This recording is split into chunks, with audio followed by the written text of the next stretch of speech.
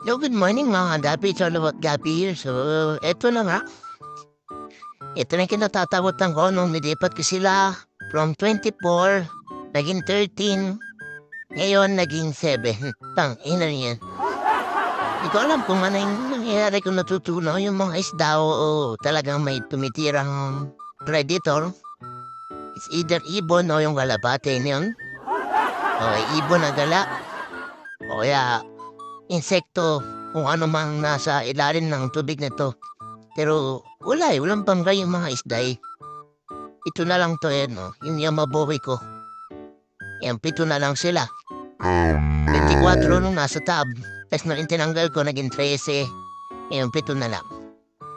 Wala kung bakit eh, karati ko lang nung isang last video ko. Nung gabi kong umapaw, hindi mo sila umapaw. Pero yun, naubos. Yun lang, yan nyo na nga.